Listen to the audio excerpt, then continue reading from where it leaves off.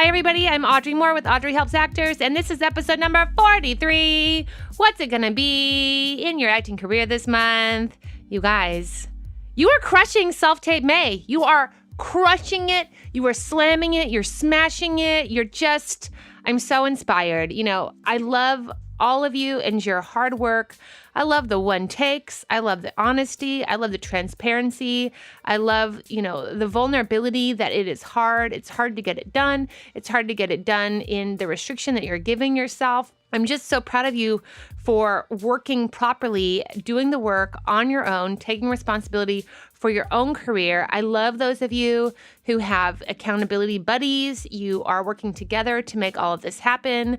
And I am dying. I'm dying over all these safety pins. They're like magic, you guys. I love it. For those of you who are maybe not wanting to wear the safety pin, I'm loving that when you for the one you're going to post, if it's like a real audition, you're still showing the safety pin in the beginning and then going into your audition, because I know you can cut that part out once you send it to your agents or whoever. So I love it. I love those of you who don't have a safety pin, and so you are drawing safety pins on stickers and putting it on whatever it is you're wearing. I can't tell you how exciting it is. So I'd love to hear from you guys, on Instagram. I'm going to keep posting some posts. I'm really interested in what it is that you're really learning. Something I'm really learning is just how many different types of actors there are out there. I just love seeing all of the different looks and faces and diversity in age and race and body type. Everything is so exciting to me because there are stories for all of us. And I just love and am so inspired by every one of you. I look at you and I just think oh my God, I love this person's look. Oh my God, I love their casting possibilities. I think it's really exciting. So I hope you are putting your work out there. I hope that you are challenging yourself. And you know what? If you haven't done it yet, just get started. I mean, I'm looking for 16 for picking a winner, but catch up. Do 8 co-stars real quick. Just do it. Just do 8 co-stars. 3 lines each. You can handle 3 lines. Give yourself one take. And it's just like anything. Once you get it going, you're going to have momentum. You're going to find it exciting. And I also love when you post what it is about the self-tape that you're particularly working on. I think that's so great, whether it's stillness, whether it's memorization, whether it's, for some of you, more levels, whatever it is. I just think it's so great. So congratulations to you. I can't wait to pick a winner. I'm so thrilled, which is a really great segue to how thrilled I am for this incredible guest. You guys, I got an agent on the podcast. Isn't that the best thing ever? This is Adrian Pellereau. He is the sweetest, the kindest, the coolest. I just adore him. I just feel like if you could grab an agent like this, you should be so lucky. He clearly is so passionate, so knowledgeable, so kind-hearted, and really fights for the actor. And I just think that's so great. He is with an incredible agency. He's with Artists and Representatives, formerly known as Stone Manor Sellers, and he was promoted recently, and I just think this is so great. He's a fan of the podcast, and we just really get into it. So I think you're going to find it really fascinating. What does an agent like him look for in a client? And we talk honestly about that. Because aren't you tired of nobody telling you the truth? They're just oh, we already have your type. And you're oh, thanks for nothing. So we really get into it. Okay, this episode is brought to you by weaudition.com. I am loving all of you guys who are finding it as helpful as I am to work on your sides for auditions, for Self-Tape May, if you want to just run things. I think it's so helpful. It's hard to find somebody all the time to work with for a self-tape, to work with an audition. And this is just such a great resource, super affordable. Weaudition.com, promo code Audrey25. Another sponsor is Beverly Hills Playhouse. You guys, I studied at the Beverly Hills Playhouse. We had Alan Barton, who runs the Beverly Hills Playhouse, on here. I send a lot of actors to the Beverly Hills Playhouse. So we're going to talk about that.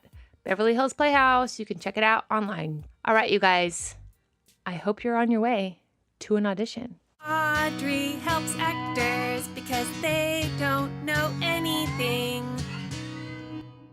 Hi, everybody. I'm Audrey Moore with Audrey Helps Actors, and today we have Adrian Pellereau. Hi. Hi. How are you? I'm good. Thank you so much for coming. Thank you for having me. It's you guys, very exciting. Yeah, it is, right? Yeah. You guys, we have an agent.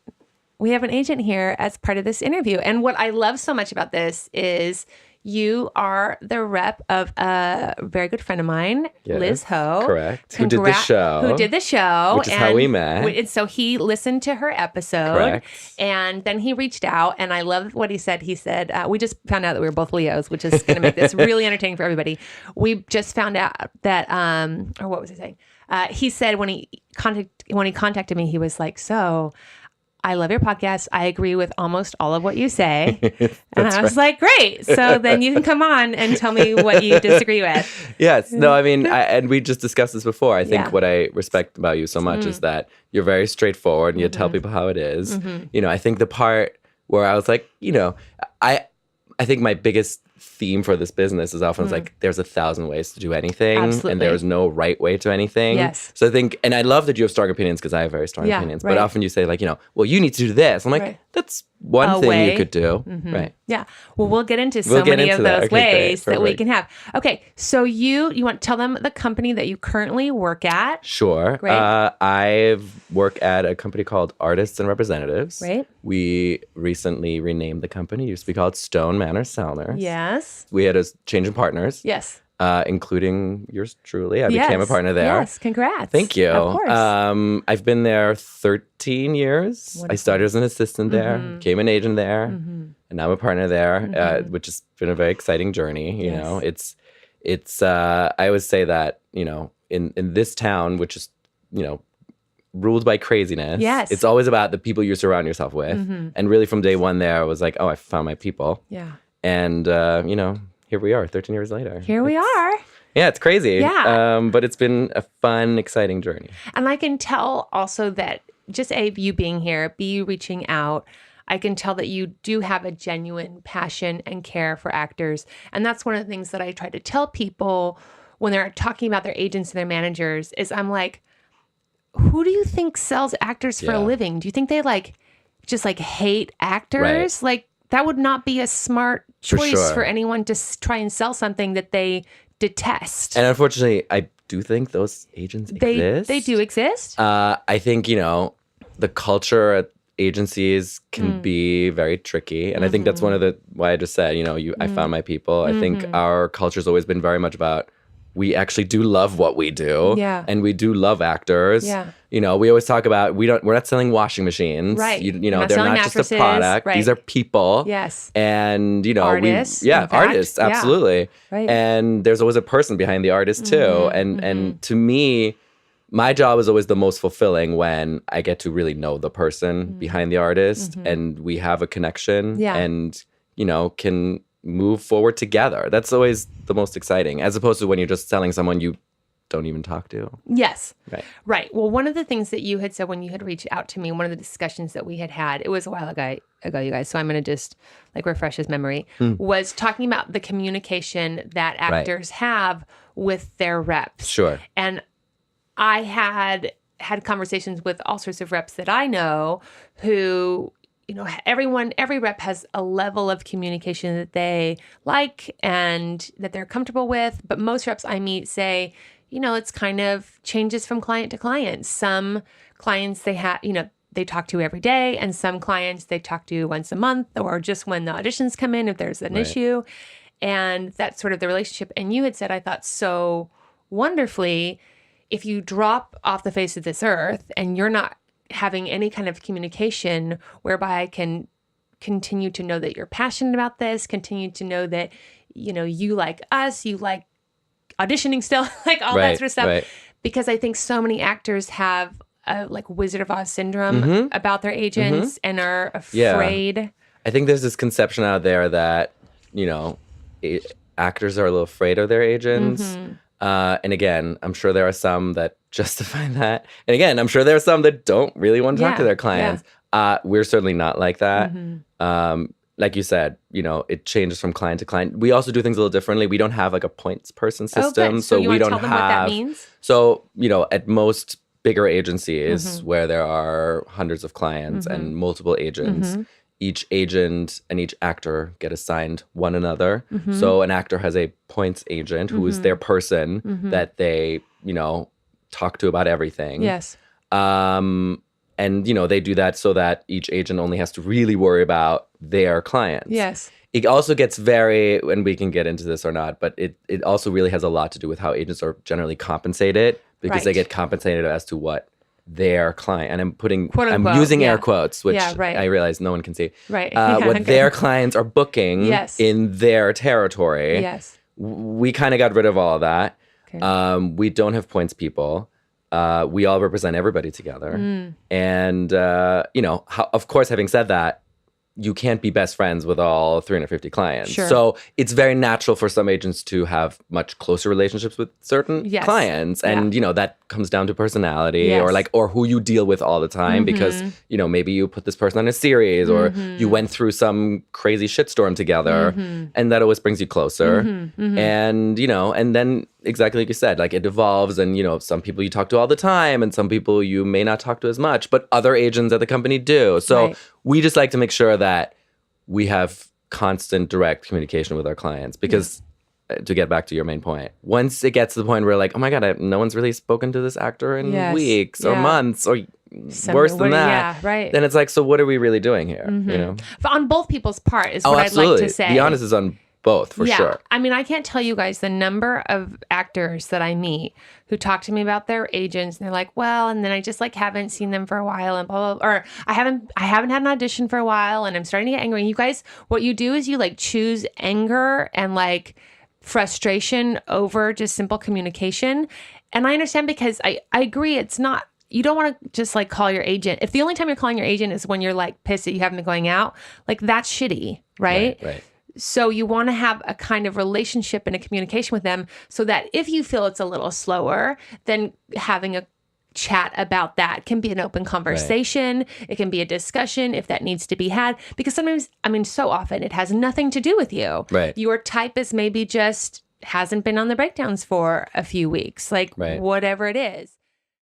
And by the way, not to tangent, but I think one of the best lessons that I know you preach about a lot is that it doesn't get easier. Right. I love your video game analogy. It's perfect because it's exactly right. It's like especially if you're playing one of those games where like your character evolves. Like yes, you get better, you get stronger, you get better weapons, you get more stuff, but the levels get harder. They do because they prepare for that. And it's just like that. I think exactly the biggest illusion about this business is that at some point you break a barrier and now it's easy. That never happens. It just gets different. Or it gets, honestly, more complicated. I think more political, more complex, you know? I think it's very easy at the beginning to kind of see, okay, this is my problem. These are the things I'm trying to get to. Like, I have no footage. Right. That's like a problem that you feel like, okay. Sure. But, like I had friends who'd gone out for various roles in that, right?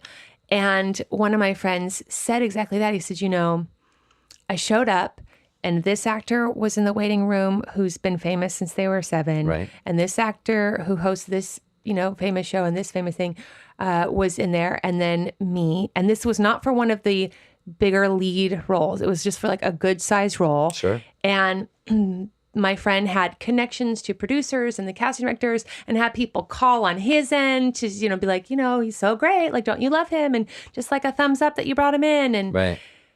And he said, and it's just so amazing how you think like, oh, I just need to get some credits and you get credits. And then there's just going to be people with more credits. And then you need relationships. Yeah. And then there are people who just had more relationships and longer relationships. And there's it's just always people who've done this longer than you, who've worked more than you, who are quote unquote bigger names than you, whatever that means. Or hot for the moment in a way that you just aren't maybe popping right now. Right. Somebody books a series that nobody thought was going to blow up and suddenly it does. And so they're the hot it for the moment. Right. And there's so little that you have control over. So thank you for saying that because I really appreciate when industry professionals on other sides of this that aren't actors can come in and affirm a perspective that I can see. So it's not just like, Audrey's like making shit up so you No. guys feel bad, you know? But honestly, I think it's a reality that the sooner you can learn that. accept, Yes. the happier you can be doing this job. And my experience is that you guys just can't get that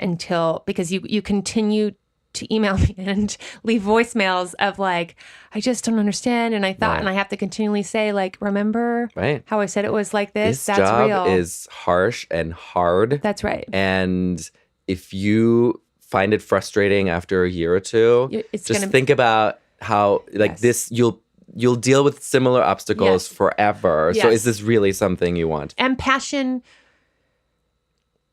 people want to work with people that are passionate. Right. And if I ask casting directors and directors all the time, like, what kind of bugs you? And they say like when people are when they're apathetic. Oh yeah, it's When the they worst. come into an audition and they just kind of don't care and Yeah. they're kind of too good for it. Right. And they have enough of a reputation that they get jobs and they show up to sets. And like then the director's job is to get the actor interested. Yeah, And they have to like work to get the actor to care for the day. yeah. And like they hate that. And you know what? Everyone has a bad day. Yeah, That's no, fine. it's not We that. all- That's not what they're talking about, That's though. right. You're right. They're talking You're about, right. And the I other see kind of it. actors. The worst is when, and same for a rep. Like when Yeah. I feel like I want this more than the actor. Oh, yes. That's not good. Because love sooner that. or later, if you keep telling me to care less, Mm-hmm, eventually I will. Oh, thank you. Will you say it again so they hear that? Okay. If you keep telling me to Mm-hmm. care less, eventually, and that's true for not just me, if you keep telling people to care less, Yes. they will. I feel like that's like a great like It's true. life metaphor quote, right? Sure. Absolutely. It goes far. The metaphors and analogies between life and this business are real. endless. They are, that's true. Okay, so I really want to communicate. One of the reasons I advocate so hard for you guys having footage that accurately represents some casting that you feel confident in is something that was unexpected that happened to me and my work personally as I got a body of footage Right. that I felt really supported me was that then I couldn't psych myself out in getting material that I felt wasn't right for me because I knew that they had seen the footage. Right. And sometimes I will even call and I'll be like, they saw the reel, right? Right. You know? Right. And it's like, because I just need that little bit like, yeah, no, they know who they're getting. Yeah. And that just gives me permission Yes. to bring my version. Right. That, because there is a version of me that is whatever that is. Sure. And it's maybe not what actors do is they stereotype Yes. a version that they think is automatically not them. Right. So let's like, for me, if it was to be like edgy and cool, okay, well, I don't consider myself edgy and cool, but there is some things about me that people would say is Absolutely, edgy and right, cool. exactly. Like I have a sense of style that is unique. Right. And so if your idea of edgy is like leather and studs, Right. then that's not me maybe. Right. But if it's creative and different and risk-taking, then yes. Mm-hmm. And cool and edgy could also be, interpreted as somebody who speaks their mind, somebody who has a good sense of humor, all those sorts of things. So that would be my version of it. And I know because they've seen my materials Right. that they're not going to think that I'm going to come in and be like Winona Ryder circa 1992. Right. I'm Although not. I could almost do that. You could also do it with a cute little haircut, you guys. It's so cute, right? I mean, and you're absolutely right. And I think what the whole know your casting thing, where that comes from is learn how you are perceived. Which right? is really And that's an hard. important lesson, I think, to learn for sure. But I think again, I think you're right. Exactly what we said. It's like sometimes, I talk to a casting director like, we have seen like 1,000 people for this role. We just can't figure it out. We think it's written too much like this. So we're thinking maybe we should go into This direction thing. that. And I'm like, well, what about so-and-so? Like, oh my God, that would be, what a great idea. Let's try it. Yeah. Right. And then you send, the actor actor in. gets the audition. They're like, what the fuck is this? Like, this is not me. Uh-huh. Is this what you think I am? Yeah, exactly. And I'm always like, okay. And, I've learned, of course, from me, it's like I try to preempt that and being like, okay, I'm going to call them first. I'm like, BTW. listen, you're going to get this appointment. Right, You're going to be right. like, what the fuck is Right, this? yes.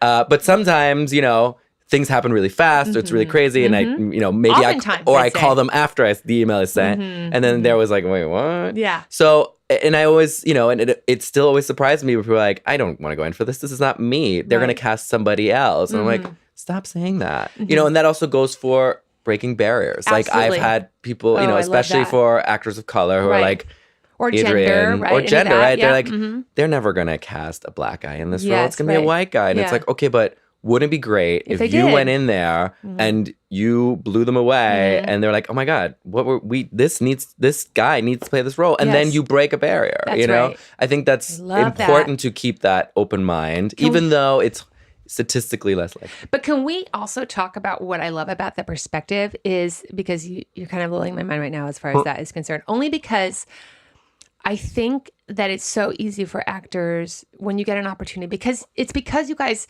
it's natural. You've been hurt. And so it's easy to, as a defense mechanism, start to try and tug yourself out of it so that you're not hurt again, because statistically speaking, you're going to be hurt again. Right. So and you probably have anecdotal evidence to back it up. You're like, it's happened this, it happened then, it happened then. But if you are a person who believes in outliers, if you are a person who's a social justice person, which I know all of you are, if you are a person who wants to have stories that change and are new and are interesting and break barriers, then please don't have a bug up your ass when you get an audition that you feel like is not right for you. Instead, I think this is a great idea. Encourage yourself to think, well, how could me booking this be a barrier breaking opportunity? How would it change the project? How would it change the project? How would it change how characters like this are perceived? Right. So I have a few questions and topics I really want to get to with you. Great. Okay, great. One of the questions I had is, I think there is this saying that is around that it's not the agent, it's not the agency, it's the agent, right? So, and I think that that's true. My feeling is that's true to a point. There are, I think, some maybe smaller agencies that if the level of the actor is a particular level, that may be true. So if you don't have any credits, then maybe some of these, I'll say this, if you don't have any credits and your casting is something where you like throw a rock and hit an actor that's exactly like it, then maybe some of these smaller agencies that are known for that level of credit is a good thing for you at this moment. I get a lot of emails from people saying, you know, I think my reps are pitching me too high. And I say, well, a lot of agencies simply do not submit for co-stars because why would they? Yeah, exactly. Why would they? Because that's like $110 to them and that's of nothing. So if you're with an agent that is submitting you on a level like that because they're really passionate, but you don't have the relationships, nor does that agent have the relationships with casting to really actually legitimately get you in, that's not necessarily a good business practice, in my opinion. However, like, you know, the careers are built on luck, randomness. You could just happen to get an audition for something where you just happen to be really right for it, and then you just happen to book it. That's how most careers actually start, honestly. But I do think that a good combination of the right relationship with the right agent, to me, or manager, is super valuable. Yeah. And being able to have a relationship where you can be honest and communicative and have your agent go, hey, so just so you know, like I pitched you on this thing, and before you look at the breakdown and freak out, I know that they're going this way with it. Or you can simply feel free to call and ask for clarification. I mean, we often say like sending an appointment is just at the beginning of the conversation, right? I love that. Yeah, I don't actually ever think that I've heard that. I think that's really great. But wait, Adrian, wait. You are so handsome and so delightful, but I have to interrupt you. We interrupt your regularly scheduled program to bring you shit you didn't know about your union. All right, you guys, this shit you don't know about your union is brought to you by weaudition.com. That's weaudition.com. Promo code Audrey25. Listen, you guys, give it a go. Super easy. If you like to run sides before the audition, I like to run things a lot before I even meet with a coach. I like to have it like as polished and clean as possible. I want it to be, you know, foolproof, meaning if I'm with a fool who's reading it, I want it to be foolproof of them in my audition experience and execution. And for me, the best way to do that is running an audition, running the lines, practicing my intentions, taking some time, and just doing sort of like the nitty-gritty work that I think for me with an actor, it's just hard to work with another actor and not have them like coach me or do any of that sort of stuff. And it's like, I just need you to shush and I need to run it. So super great. Those of you who are looking for somebody to actually coach you, there's great coaches on there. So you can find anybody all times of day, no matter where you're at. So weaudition.com, promo code Audrey25. All right. So this shit you don't know about your union is about the W&Ws for theatrical contract. Okay. Listen to the words coming out of my mouth.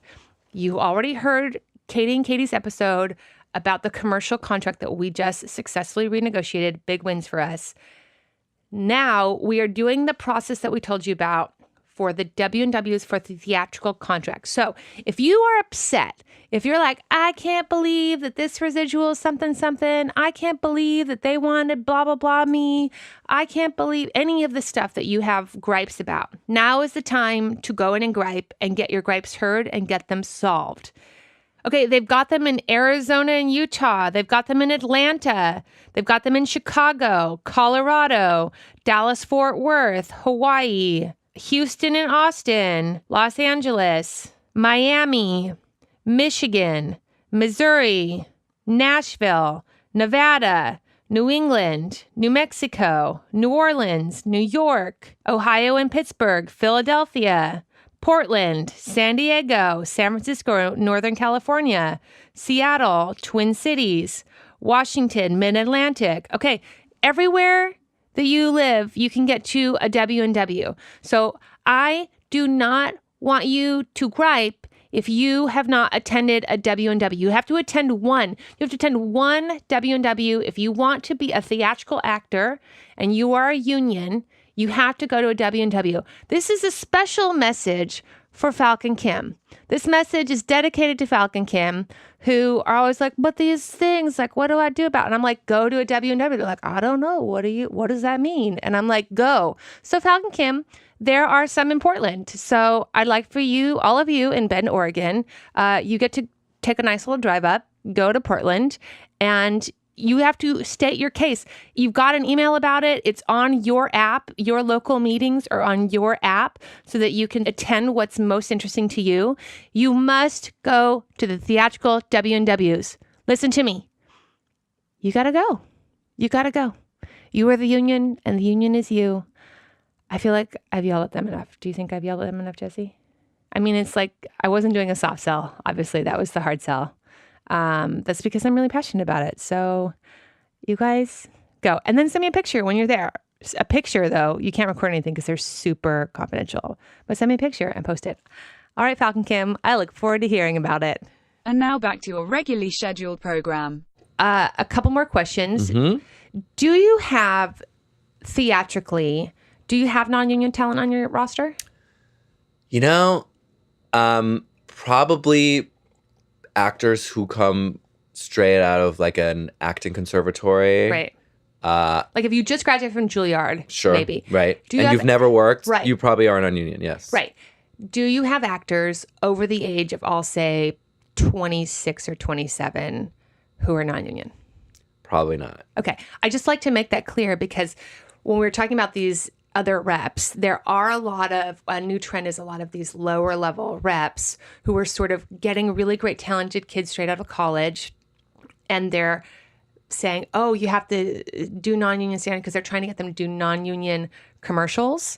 Bad idea. And okay, please go ahead. Bad idea. Bad idea. And what I have to say to them is, like, if you're really interested in a theatrical career, the agencies that you want to be with to get those auditions are only taking union talent. Yeah, I mean, to be clear, if we have non-union actors, it's because they're so new to the business, right.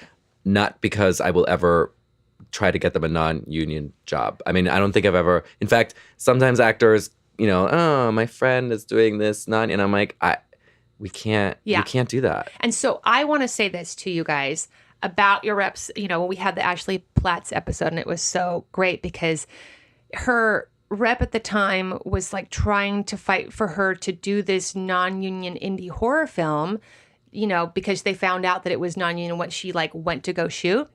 And they were like, just do it, whatever. And I said, I would have said, get on the plane and come home. And that's what she did. Right. Because she called me and I said, get on the plane and come home. And what that is to me is I said to her, what kind of rep is going to try and take your you're getting what, $125 a day? So who's going to take your $1,250 times max 20, 30 days? Who's going to and sacrifice your safety and well-being? Yeah.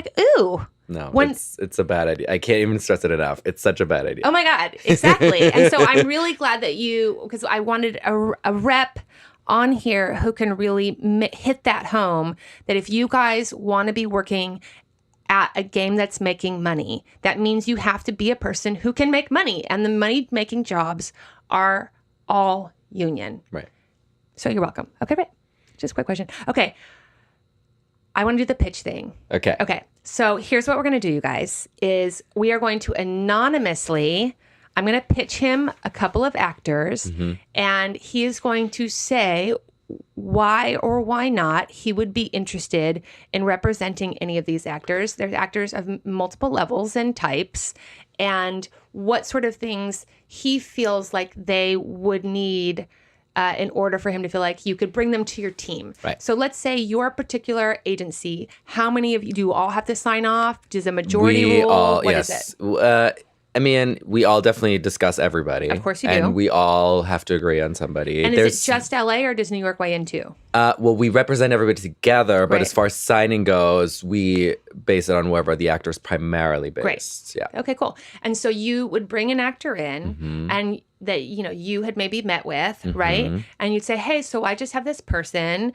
And then is it like majority rules or is there what's the general I think we've vibe? really learned to listen to each other over the years, especially those of us who've been there a long time. I mean, I always say this, I don't really get this person versus one of my colleagues saying, oh my God, they're fucking incredible. I will take a passionate yes that from a colleague so much more seriously than I just don't get it, because, and especially this is very personal for me. It always takes, there's so many layers to this and, the work, the art that they make is just one layer, and maybe it just didn't, maybe I was having a day where I didn't feel very connected to their scenes that I just watched, I mean, we have met actors where we meet them and I'm like, I just don't know. And then we meet them and I'm like, oh my God. Everything. You are this is exactly what I want. Yes. And then we sign them, and sometimes it's the other way around. We're like, oh my God, this is an actor that's worked for a long time. They work all the time. They're so talented. And you meet them, you're like, oh, we just didn't click. It didn't click, And so the meeting is a vital part, part of it, which obviously we're not going to address here because we need people. But this would be This would be like, we'll say this is I'm a manager, right? Say, and I was like, hey, I've got a client looking for representation. Would you be interested in a meeting? So we'll do that. Great. Okay. And then also I'd love for you to discuss, if you were interested, what you would say to your team as far as the pitch for them. Because what you guys don't realize is you pitch yourself and then he's going to have to go and pitch you. Yeah. That is certainly something we talk about. We talk about it a lot as far as the importance of a reel goes. And I know you addressed this, which I cannot stress enough because it's always it's someone will maybe have seen an actor in a play. Right. And we know they're super talented. And maybe we met them and it's oh my God, they're really likable. But then we get their materials and there maybe is no reel. And we know that they're capable of a lot. Selling someone without a reel gets very, very difficult. And again, I'd say that's the exact same thing of that non-union thing. It's it's easy if they're 22, fresh out of just something, starting. You're absolutely. Hey, I've got it's this. It's expected, we understand. Exactly. That's what it's like. That at that age, nobody really has footage yet. Nobody's really union, but you're all also competing on that same level together. So that's a different story. But listen to me. If you're an incredible, which I yell at you guys so much, if you're an incredible theater actor, you have put in your time and you are grumpy about the fact that you don't have footage and you're like, well, how can I get footage if I don't book something? And how can I book something if I don't have footage? I'm telling you, the game is in 2019. You need to go pay for that footage. You need to make sure that happens. I don't really care how you pay for it, honestly. Like maybe you are sleeping with a director. I don't really care. It's not my business. But you need quality footage, however you make that happen, that shows what you can do. And what I tell them is your materials should lift you up. Right. However good of an actor you think you are, you need your materials to be at least as good. Right. If they could be better, that would be like amazing. Yeah. I mean, it is, it's like we said earlier, there's 1,000 solutions, but the problem is definitely real. It's like, you will be competing with actors who have, an incredible reel of, you may be 22, but there will be actors who have worked since they were 10. Yes. Who have that material, and that's who you're competing against. Absolutely. Okay, so actor 1, you guys, straight white male, casting, I would say late 20s, early 30s. This is an actor who has a very high booking ratio. However, they don't get out as often as they should, which I know is something that many of you struggle with. And you feel that though you have strong materials, you need stronger representation to get you stronger and more in numbers auditions.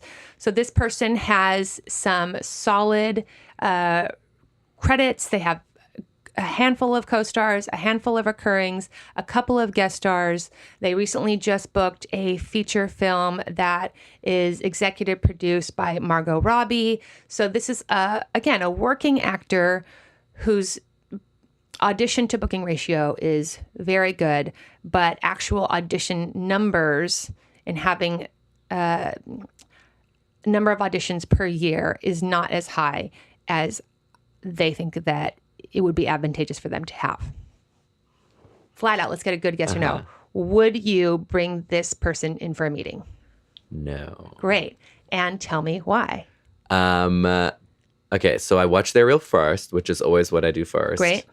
So this person is of a specific age, meaning they're not new to the business, where I would expect them to have credits to a point where they will be competing. To be competitive. To be competitive, thank you. That's right. And watching the reel, the work was really good. He's obviously has the talent. I think my biggest problem with the reel would be I don't really know what any of those things are. Exactly. Which is, we talked about this earlier. It's like have a reel, show your footage. Absolutely. I think that's like the level 1 part of it. I think the level 2 part of it is a reel that's competitive in your particular market. Like I watch a reel and I think the first scene I thought maybe I knew what it was from. Right. And then there was 3 other scenes and I didn't know what they were from. And that's a huge obstacle, because you're getting, and then I looked at their resume and I was like, oh yeah, okay. That makes sense now. The two go together in a combination. Correct. Great. So what I want to translate to all of you guys so that this is clear is that this isn't an actor who's 23, 24, or for those of you who are maybe older, but your casting is a category that will say has an angle that can be useful in this current market. So if somebody came up to you like, one of my favorite things is like, if you're a sumo wrestler who also speaks fluent, this language and also another random other language, there's a way that might be interesting because you're so unique and specific and who has that, sure. Right? Yep. But this is an actor where their type is sort of a dime a dozen type in this town. And then the people that this actor would then be competing with for them to be really financially viable at your agency means they would be competing with actors who have resumes that are simply just bigger and better. Right. And also, and it doesn't always have to be that there's, 1,000 amazing credits. It could even just be something recent that kind of has shown us, popped, or we would say like shines a spotlight on this person. And yeah. Great. Sorry. No, I think that's great. So I love all of that because, like you were saying earlier, there's such a unique thing for each actor has their own journey and Right. each actor has their own thing. And so Because anything can happen at any moment. We have to 100%. remember that. And so the obstacle that this actor is dealing with, and that I think many of you can relate to, is the level that they're at now and the talent that they have versus who they're competing with. And is their materials actually competitive, not just in footage, but in credits against who they're competing with? Right. Great. All right, you guys. So this is an actress, Hispanic, female, playing, I would say, 20s. This is an actress known for her comedy work. Some co-star credits, I would say like a solid handful of like 5-ish co-star credits and a couple of guest star credits as well. This actor has been pounding the pavement for a long time and works consistently both commercially and theatrically. And like all of you, feels that they just want more opportunities to work more as they get farther and farther into this career. Oh, also, this Hispanic actress does not speak Spanish. Okay. Okay? Okay. Okay, great. I think her rep history has been, she was with a commercial agent for a long time who tried to keep her non-union, but as soon as she joined a union, she booked her first television job the next week and then switched to theatrical representation and has had pretty, I'd say, consistent booking for her level ever since. So that's rep history. What else? I'm going to add a new question. Okay, great. How has she tested for anything recently or ever? I don't believe she's ever tested for anything. Okay, great. So, right off the bat, this actress is clearly has a strength in comedy. Great. Which, she presented well in her Materials. Did it bother you that this actress had all of her stuff in clips as opposed to a reel? No. Okay, great. I think sometimes that can be a lot more useful. It can be great for a rep for me to say, we all know that everyone's attention is very limited. And for me to say to a casting director, hey, for this role that you're trying to cast, you should watch the scene from show Blah, blah, blah. X because it'll show you exactly what you need to see. I see. Which I like that. Mm-hmm. What I found interesting was each clip described the type of character that she was going to play. Right. Which I was going to say this, by the way, about the last person when we said how I didn't really know what shows they were. By the way, sometimes, and this is such personal taste, I will say that, but I like having a title card. Yes, I do because too. the reason why I like to describe it at is try to take as many distractions away and for me to think about, what is this from? What is this? I feel like I know this show. Have I seen this show? What show is this again? I'm not paying attention anymore. I'm now trying to think about what show that was. Yes, right. So to just tell someone, this is from, whatever, Blah, blah, blah. show X, Yes. it takes it away. So Right. I think that's a good idea. Right.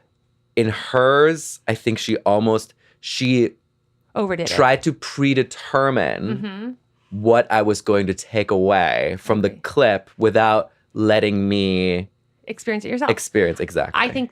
I agree, and I think it's a rookie move. Yeah. I think that if you've been on a show and you want to have that as a separate clip, what I just heard from Riza, which affirms what you said, is that, she believes, and lots of other casting like to have a full reel in case they want to send that with the audition. Exactly. You need that as a general like thing. this is who I am and where I am today. But individual clips, great, but only as like exactly this. I've been on this show, so here's my Handmaid's Tale There you go. episode. Right.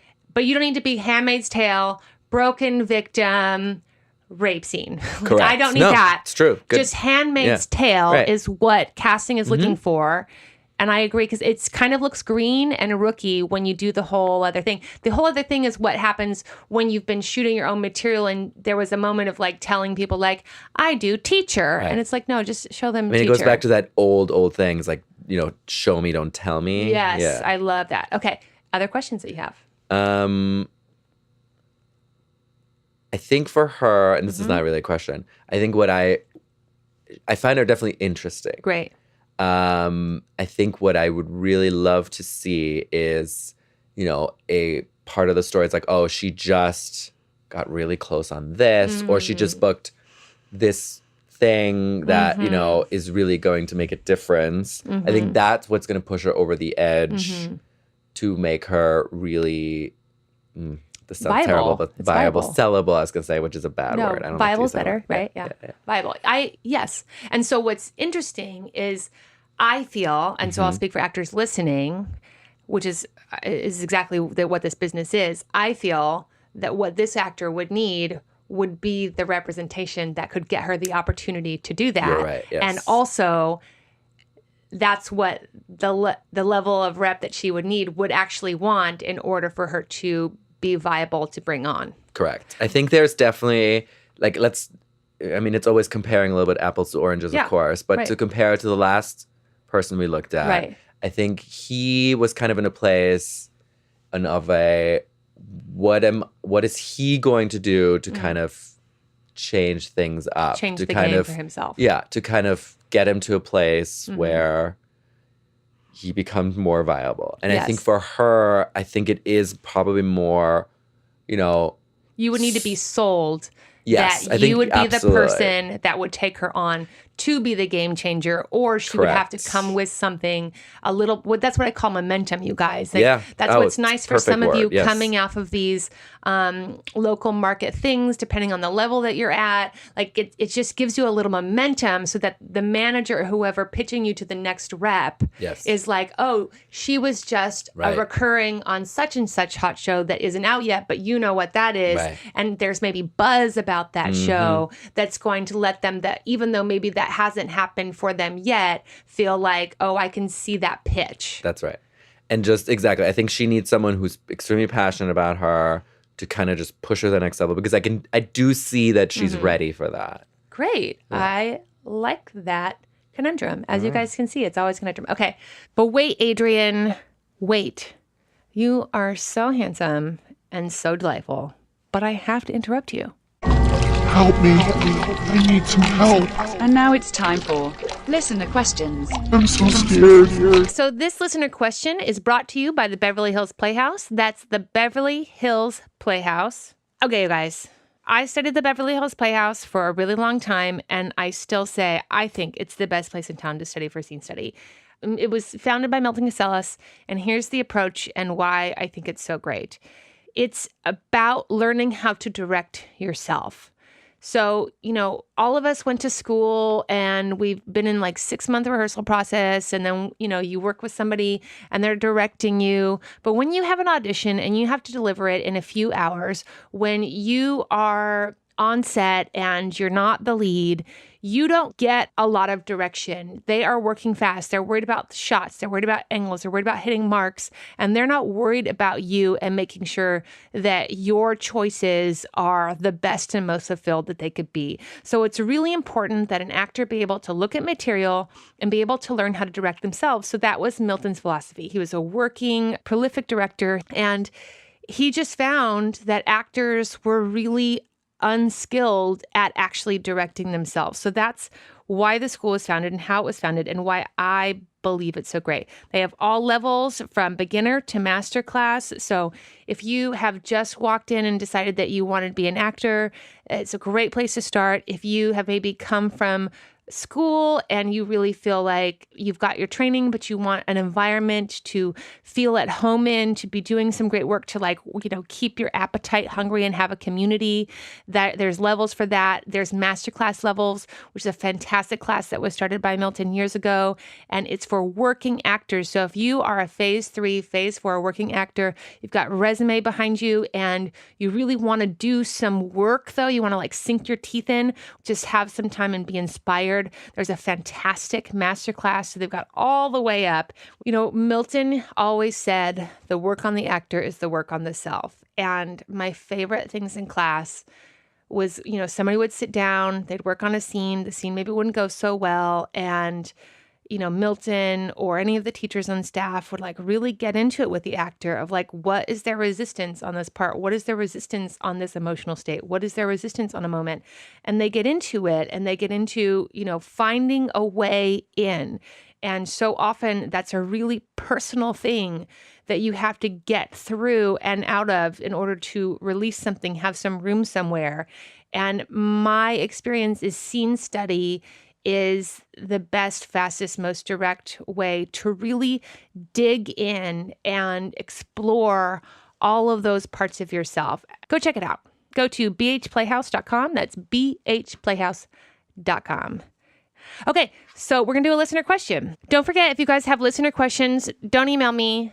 Leave it on the voicemail, 667-ACTOR-70. Again, that's 667-ACTOR-70. I love it.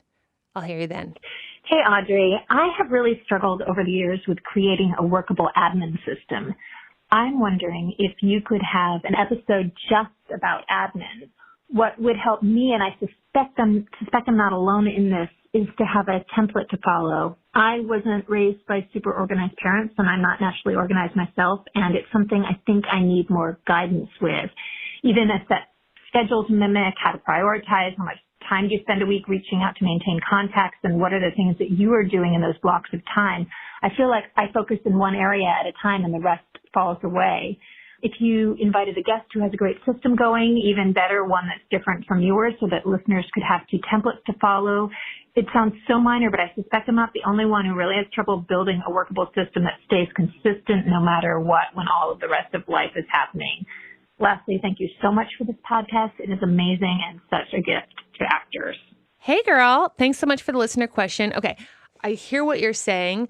I guess my first advice to you is actually just to Google time management systems or how to be effective in your work week.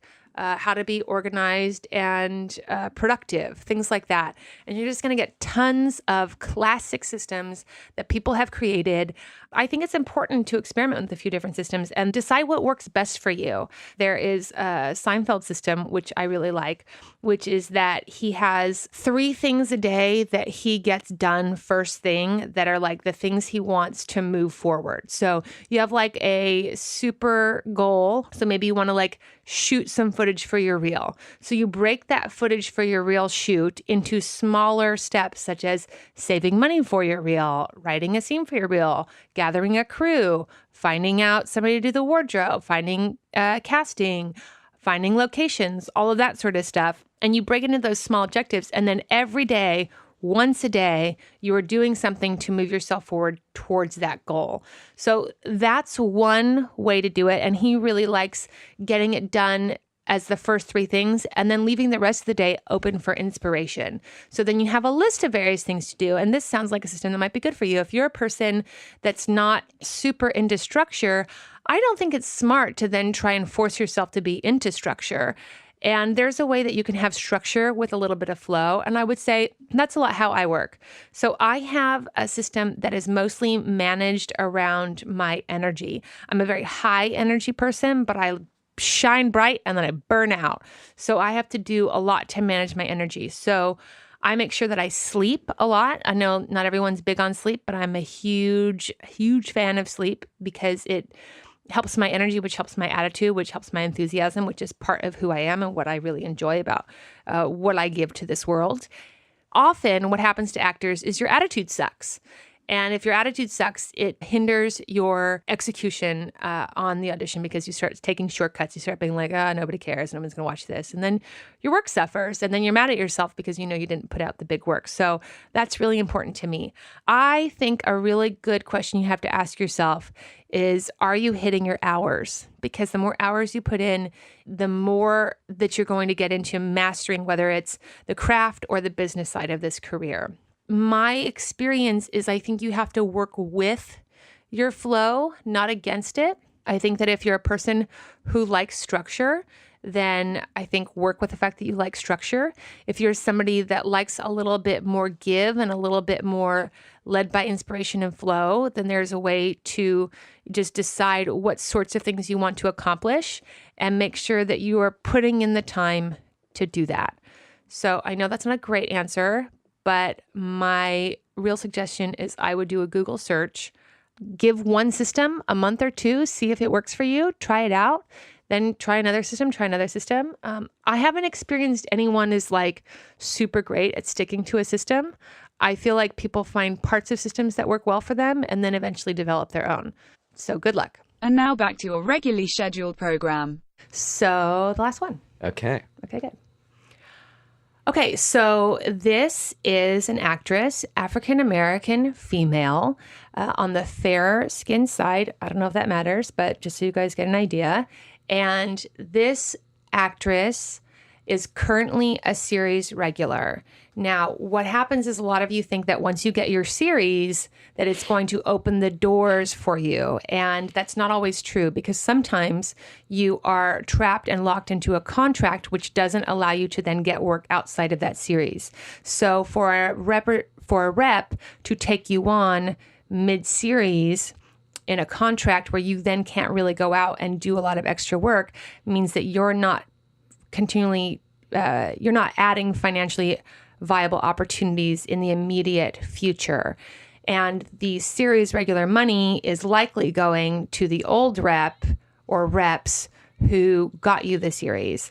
This person is mostly well known for comedy, and I would say on the younger side, plays 20s, sometimes plays very early 20s, and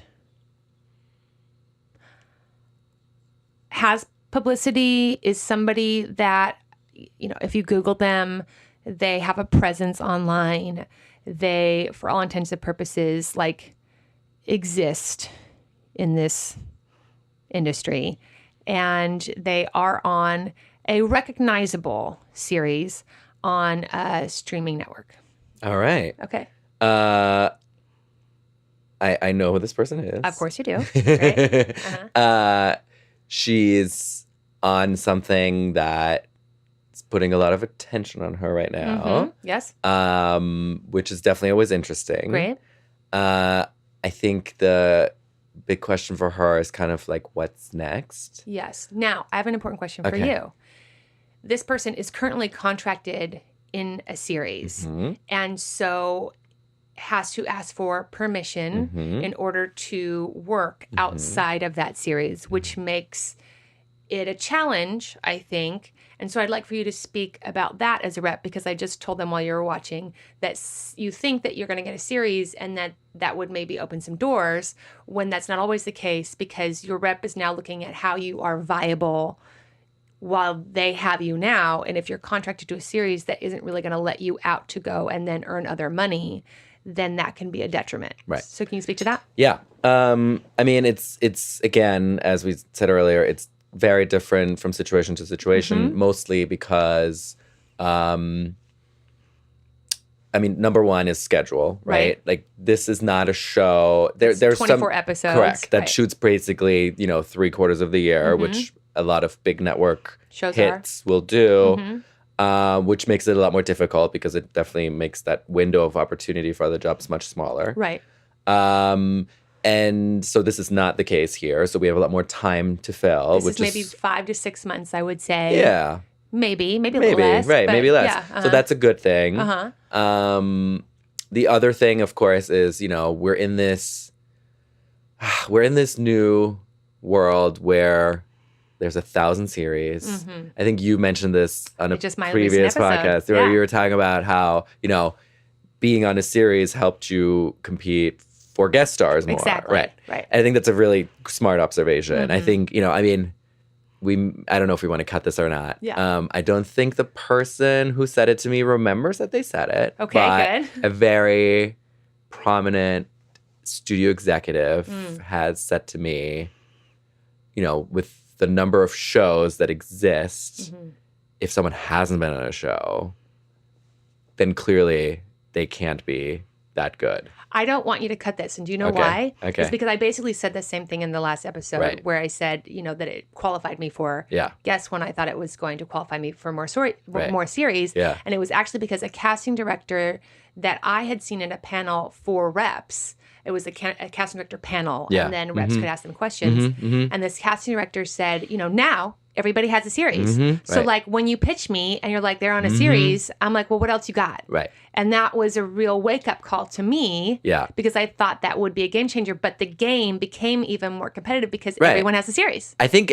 both is true. I do think it's a game changer. It is. It puts you into that arena. It allows you to continue to compete, absolutely. is what I would say. It definitely makes a huge difference. It does. But I think we're going back to what we said earlier. It just doesn't mean it makes things easier or be like Correct. just now that you've had this series that you're going to get. Well, you level up. Yeah, exactly. Yeah. It's like it's a huge piece of new armor per se. But a new weapon, maybe. A new weapon. Yeah. But, now you're competing with all the other people This is what who I say. have the same weapon. Well, I think it's a little bit. I think the reason why I hesitate about it is because there's some pessimism that goes with that statement. I don't mind the pessimism because I think here's why I'm going to argue for it. Okay. Okay, and if you want to, No, I like it. Okay, why I argue for it is because there's a lot of pessimism on that side, and they are Right. the decision makers, Right. That's true. and so that is part of what you're up against. Right. Is it's like if you don't have a series and you're going up for a series regular against people who have 4 series. You're a risk. Sure. I think the reason why, and I like that we're kind of doing this, the reason why I kind of turn on that ideology Yes. is because, first of all, as a real life example, Yes. There could be this actor who has, let's just say maybe they have built their career in New York and have done a ton of amazing theater and just booked this Broadway show and they were nominated for a Tony, okay? Great. They have never been on a series and will likely get a lot of attention in that world. That's right. Right off the bat. And, I've been in enough negotiations with a studio where like, well, they've never been in a series, so we're going to offer them no money. And it's Yeah. like, but they have worked for 10 years in a viable acting business. It's really just competitive. not correct. Yeah, right. Like a really competitive. They've Right. worked their ass off. They've Yeah. built their career and they were just nominated for or even won a Yeah. major award. Right. How could you say that doesn't Count for is not anything. exactly? But And I also, think, that's their job, though, is sure, to always of course, say of it's course. nothing is valuable. Of course, Right, but I yeah. think for me to kind of Yeah. like give that thought that's process good. too much credit I think that's is a little unacceptable. bit. It's like I think what it is. It's important to know The that that's how context. people look at you I think that's absolutely right. without necessarily accepting All the that it's possibilities. accurate. Do you know what I mean? I Right. agree. Okay. So Okay, I that's- love all of that. Okay, great. Okay, that was great. Okay, good. Because what I like is that we give both context for that comment Right. and also perspective with that comment. Right. Just so you guys have it. Right. Okay. Just so you know, like the people on the other side, like the studio execs, they're really just about like numbers and money and how you're like really going to be bankable. And their job is to try and get you for as little as possible. Always. That's just what it is. So any way they can language stuff to sort of make you sound undercut like you're just not your valuable achievements, is yeah. what they're going to do. And you just have to know that's not about you. Right. That's just their side of it. Okay. And why you should have a strong team Right. on your side to counteract that. Right. Great. Okay. So tell me, would you have this person for a meeting? I would definitely meet this person. Okay, great. And I think based on the meeting, that would kind of, I don't know if I'd say I would definitely sign this person. I think that, I would love to hear more about what their goals are or Great. where they want to be. Yes. I think one of the interesting questions about this actress is, she seems to play a very specific role Right. in this show. Right. And is that all there is to her? Right. Or is that just the one role that kind of made a big splash, but there's all this other stuff to Right. explore? What range are we really Right. looking at? And I think based on, when this is often what happens when you have this one role that's a very specific type. It can be so many different things. Whatever that is. That makes a big splash that everybody knows you from, right? Right, I mean, yes. this is like this whole typecasting Yes. stereotype that we often hear about. Right. I don't think that. I think that there's a lot of illusion about typecasting and about oh, I was typecast as this, so therefore I never want to play this again. I think there's a lot of dangers there for actors because actors will overcompensate and be like, well, I would never play this again in order to not get typecast. And then I want to play this other crazy thing. You're like, calm down. And it's like, there's like, well, what's real? And what market do we have right now? Right. Do you want to earn money? And also know your strengths. Like, don't shy away from your strengths. You know what I mean? I think that's so, like, if you're really good at, being super funny, don't say, oh, I only want to do drama. Okay, so you would have a meeting with this person. Now, I'd like to know, because one of the questions I have is somebody more interesting to you, less interesting to you, or it doesn't change your game at all if they have either success or would come in with a discussion of creating success as a creative beyond just being an actor? I think that it really depends on the business that your agency does. So that's going to be different for everybody. Extremely different for everybody. Because not everyone has literary, not everyone has directors. Right. So you might be more viable to an agency that has all of those departments if that's something that you intend on really bringing to the table. Right. And it's, and that's the difference between saying someone's viable versus someone's viable for me. Correct. Right? I love that. Right. Yeah. Okay, great. Wonderful. Thank you. Okay, so I thought that was really informative, and I think they're really going to like that. I mean, it's it is one of those things. It's like it's so specific. Everyone's going to respond to different people. But I think that you hit on so many particular realistic considerations that I think they need to understand as somebody who's looking at what is truly an asset and how well can a person present you as an actor to their team to be considered. Yeah, I think that's great. Okay, great. Okay, cool. So I have a couple of questions that we're going to run through. Okay, great. Is there a magical unicorn type that you or your that you or your agency particularly are like, God, if I could just like find them, that would be awesome. Okay, good. No. Okay. Do agents, your agency in specific, like gifts during the holidays? What gifts do they like most from clients? Because I'll say what I recommend, and you tell me if I'm right, and then you can give your own thing. Okay. I think that it's good to know your agent if you can, right? If your agent is sober, don't give them wine, But Smart. if I also recommend, you may have a point person, but I also recommend if you're going to do something like that, do something that is shareable to the whole agency is also nice because... Agreed. So like you did, people move up and like be nice to the assistants, be nice to the guy who's in the front desk answering the call because they are also there to move up and to secretly root for you. And a lot of times, you guys, they move on to they leave that agency, they get their connections at that agency, and then they move into production. Sure. And so now there's somebody who's in a position of actually hiring you. And if you treated them like the shitty little assistant, then you lost. It's such a crazy thing. It's a crazy thing. It's shocking every time when someone, especially someone who's done this for a long time, and then forgets that, being an asshole to an assistant. I just don't get it. I don't get it either. It boggles my mind every mine time. Too. Okay. So I recommend that. And then I have like little things I do, but I feel like for the holidays, you guys, sweets, everyone in LA and New York, the major markets, we're all trying not to be fat. Like that's just like how it rolls. So I say stay away from that. Stay away from baked goods in general, especially if you home make the baked goods. Everything I hear is like nobody wants to take a risk on like what you might have put in those cookies. And I'll say that I think...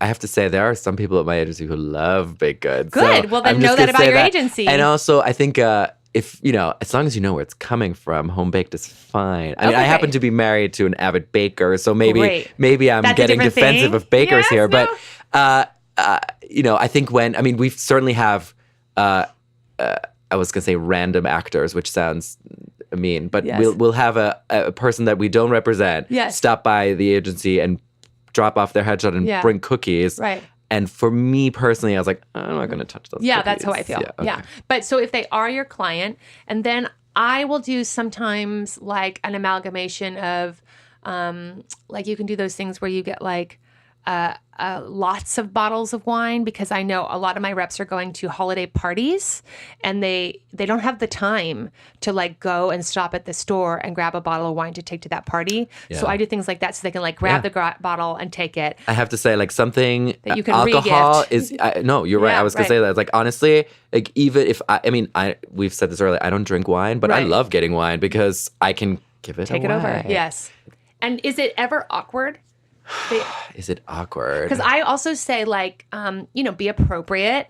Like, don't try to buy their love, because that can get Right. weird. Does that ever get weird? There's You're like, buy my definitely, love. it's funny. I had a conversation with my parents about that, about the gift culture in our business. Oh, and yeah. how, they were like, what do you mean? Like, that's so, it seems so inappropriate. And I don't think I ever thought about it that way, because it was always there. And, Right. Yeah. I mean, I think there is something to it. I don't know. What about because I do this Uh-huh. and I think it's smart, and I've seen when I used to work in the restaurant industry, I worked at a really nice place, and I would see actors do this, and I thought it was smart, bringing your team in and for a dinner, or I've had people do this. They hire a masseuse to go into an office for a day and then go around and give everybody massages. I think conceptually it's a great idea. The masseuse thing is always, I've recently learned that, like, that's a very, like, just people Personal really don't thing. like to be touched. Yeah. Well, but you can do it just for the office. You Sure. buy them Yeah, for like, it's great. if you book We've something had that. big and you want to say thank you and Yeah. we worked out a great deal. I like something like that is Right. nice. I think there's, and I think that's I'm glad you said those words, because Yeah. I think that's what it's really about. I think Right. it's about, if we're getting to the spirit of it, right? Right. It's about, thank you. Yes. We had a great year. Let's Yes. celebrate this together. You've Yes. done a lot for me. I Yes. appreciate you. It's like, just like we get clients gifts when they book a really big job. It's like, Exactly. congratulations. Like, this is amazing. Yes. As opposed to the gift that's like, Generic,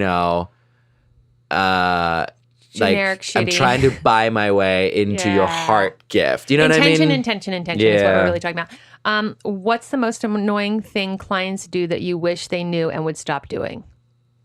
Interesting. I'll tell you the one that I know about, Okay. and you can go ahead. All right. Is calling to annoy them about something you think you're right for. What I've been told, and I think this is good information, is contact me if you have information that will change my pitch. True. Yeah, that's true. I think the version of that I find not helpful is when they say, "Oh, my friend went in for this, who's of a different gender, 15 years older." I mean, I know that's an No, but you're exaggeration, but, right. like, That sometimes I'm even like, happens. so what? That Yeah. just because your friend went in for it doesn't mean you're right for it. Right. But I do. Yeah, I think you're right. I think I have this extra piece of information, like, oh, the writer that wrote this, you don't Right. know, but he's actually one of my best friends, or wrote this other thing for me that I did. I don't know Right. if you remember. Yes. That's definitely useful. Okay, good. I think the one that's the funniest to me, although I understand it, is have you heard anything about this one? It's like, in general, the Yeah. feedback question is Yeah, one of right. those things. It's like, if you're getting the part, Yeah. they're gonna call. Right. We're not going to Like, hold that information. I'm not, from you. the joke that we often is like, oh yeah, you have an offer, I just haven't called you. Yeah, right, It's exactly. like, that's never going to Yeah, happen. right, You yeah, know, yeah. if there is something to report I that's will report it, important, I promise. I promise you, Yeah. you'll get a call. Yeah. So I get it though. It's like this, 'Cause you it's know, you driving you go crazy. in and you're like, I can't believe I didn't get it. Yeah. So I wouldn't say it's annoying. Mm-hmm. It's just, if you really think about it, you know that it's unreasonable, Mm-hmm. even if you're doing it. But I also understand that you just need to talk about it. And you I know? would say that, like, if you have to have that communication because Right. you're a crazy person right now in your head and you've got a lot of actor neuroses going on spinning, then I think just call it out and be Right. like, Oh, yeah. hey, Agreed.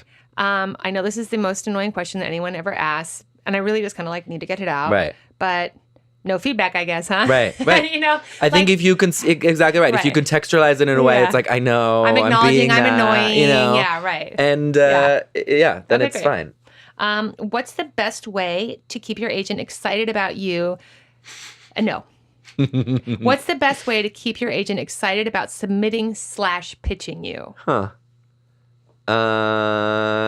That's tough. I would say that, besides the obvious of like, you know, every time they pitch you, they you get the job, but that's not in your right. control, right? Right. So I don't know. That's tough. I think to me, the actors that I'm always the most excited about are the ones that and I alluded to this earlier, that I feel a close personal investment in. And maybe that's just me. I'm sure that's not true for everybody. But like, I feel like I've invested in people.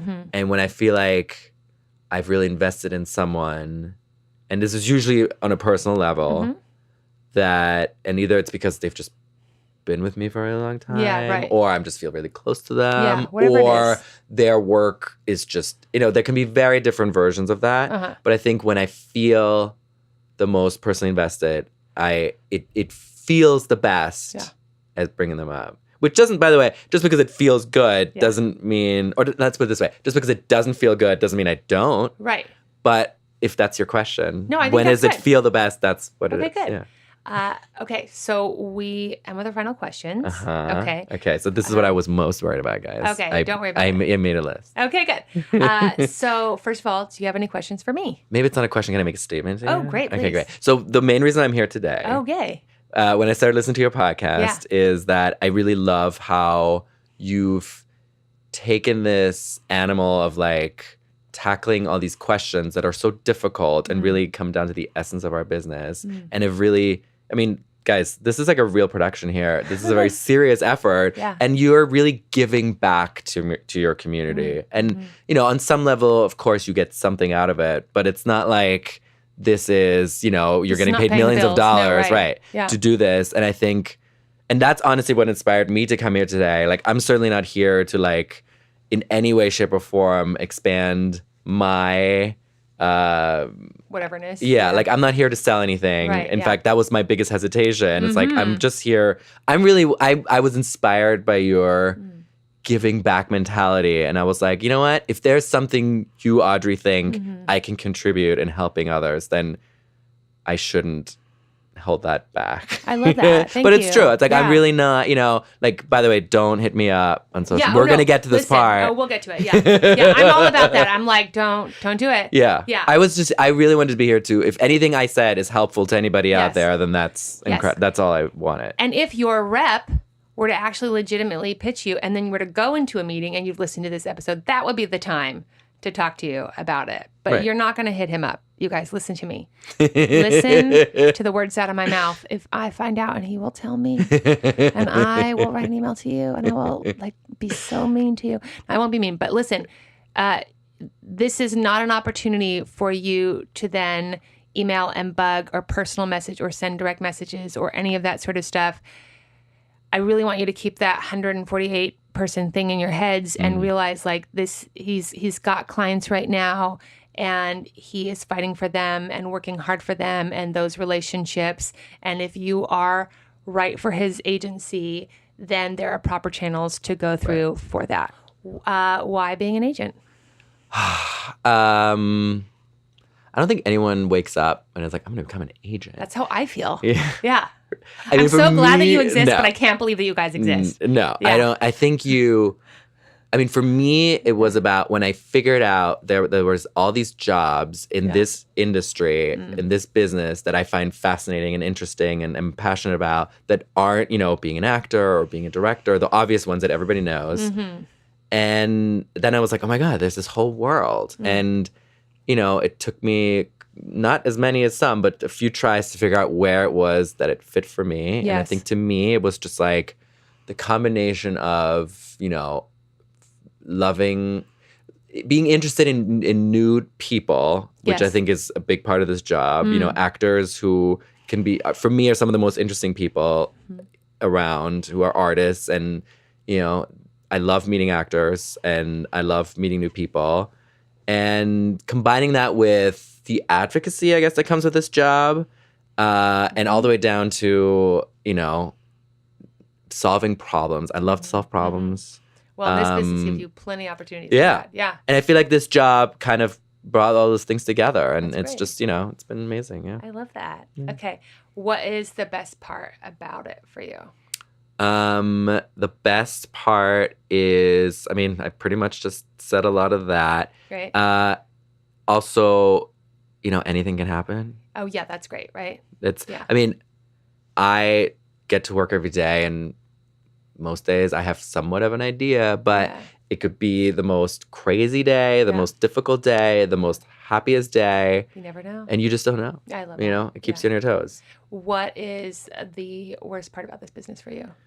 I think the worst part is that there is something about this business where it's created space for people to be assholes. And I don't really, it's somewhere between the anything could happen and the power dynamics and and I think more importantly, the power differences between people. And, one day you have all this power out of the blue, it seems, and then the next day you may not. Yeah. Somewhere there, it created this illusion of being untouchable. Yeah. That just, allows people to be assholes. And I think it's changing a lot. It is. And they're being held accountable now. Yeah. I think there's a lot less of that. I think that, with, I don't know what it is, whether it's, I think there's a million factors about it, but certainly Me Too made a big difference in that department too. Yeah.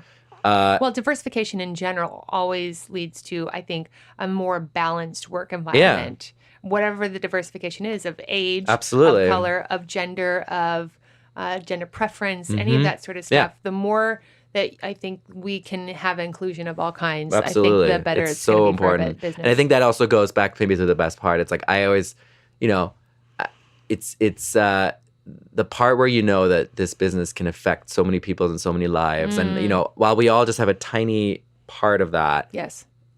Being a tiny part of that is kind of incredible. So true. Yeah.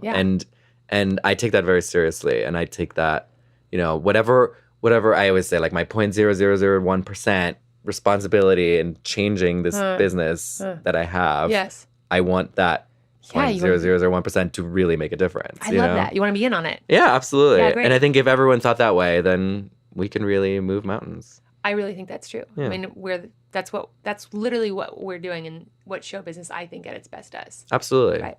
Okay.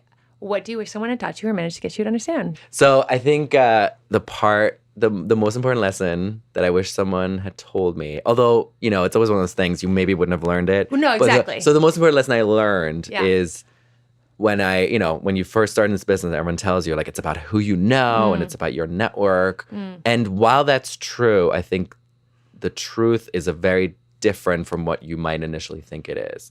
And I think, going up to someone at a party that's like our producer, I'm like, hey, I'm so-and-so. And they're like, okay, who are you? And like, is that going to make a difference? Probably not. Oh, that's good.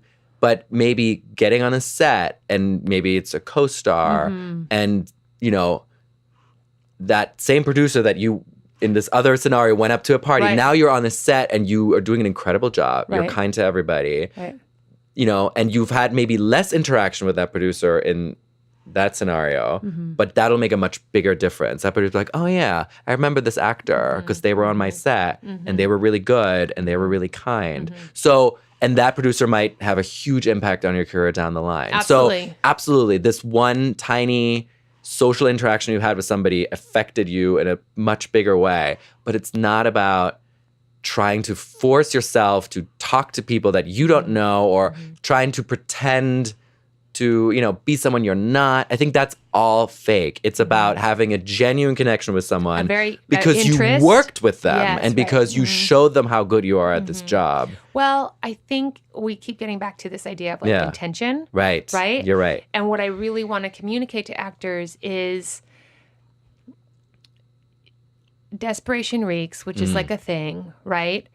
But so many of you guys, I think it's twofold. One, we have a real inundation with like a hustle culture right now, which is like hustle. And there's so many people who are I think, snake oil salesman selling you hustle because hustle feels good because it feels empowering. Absolutely. And a lot of this business feels powerless. Right. And so that's why when somebody comes along and is like, you know, you hustle this and you hustle that and you hustle this and you go up to them and you introduce yourself because blah, blah, blah, and you never know. And they have always some story that may or may not be true of the one time that it worked. I get it, but just what hustle, I think, does is feeds like your ego and neuroses and needing to feel like you're powerful. Right. But what it doesn't do is allow for a really important factor in this business, which is the overtime. Right. I always say it's hard work, consistency, relationships, plus overtime. And you can't leave the overtime out of the Absolutely equation. not. And I think the hustle that you mentioned, I think it's like this illusion of, you know, I ran into someone and they made me a movie star. It's that. It's an illusion. I think, you know, I'm always talking about publicity. Like I'm always like, that story that you read that's like blah, blah, blah. I know that actor and I know the real story. That was not the story. Right? Absolutely. Okay. Well, thank you so much, Adrian, so much for coming. I really appreciate you and what you said about giving back. And I love your generosity of spirit. And we have friends in common, so I know you have good taste. Yay. All right. Thanks for having me. Yay, of course. Next week on Audrey Helps Actors, we are talking to William Bryant Jr. William! What's up, William? Okay, so I'm super excited to talk with William. He and I met at the meetup in Los Angeles, which is, you know, just the best time ever. And I wanted to talk to him about where he is right now in his career. He sort of came out here from San Francisco, got some momentum right away, and he has a dream of being the first African-American Superman. And I was like, yes, go get it, do it. And so we talk a lot about what that is for him and, you know, his experience in Hollywood in this industry right now as a diverse male who is having some success. He's working in other markets professionally. He's working here. And, you know, I really wanted just to have another honest conversation with a working class actor. So I think you'll really enjoy it for those of you who love these sort of like, what can I do? And I love some perspective. It's really a great episode. I think you're going to love it. So, all right, William, we will hear you next week. Special thanks to Adrian for his fantastic interview. Didn't you guys love that? Wasn't he the best? I hope you learned something. I learned so much talking with Adrian, and I always feel like that's such a win. If I'm learning, then I know you guys are learning, and I think it's really, really helpful. So thank you so much for giving us your time and your attention, and also just to shout out to you, you know, for your real passion and care for actors. I don't think that agents get enough credit for that, and I really want to acknowledge that for you, and thank you for that. That's really beautiful. This show is produced by Jesse Lumen, my now husband. What's up? You guys, he's still so handsome. This episode is edited by Patricia Cuffie-Jones and Thomas Snodgrass. Also, shout out to Thomas for the mic assistance now and then. It's still good to have your sound guy across the street. Show music is brought to you by Ari De Niro. Theme song assistance is by Aalok Mehta and 108 Hill. Okay, you guys, I also want to shout out to Cameron. Cameron, you were right. You guessed. I'm not going to say who you are. I like other people to guess, but Cameron, you were right. Don't forget your towel.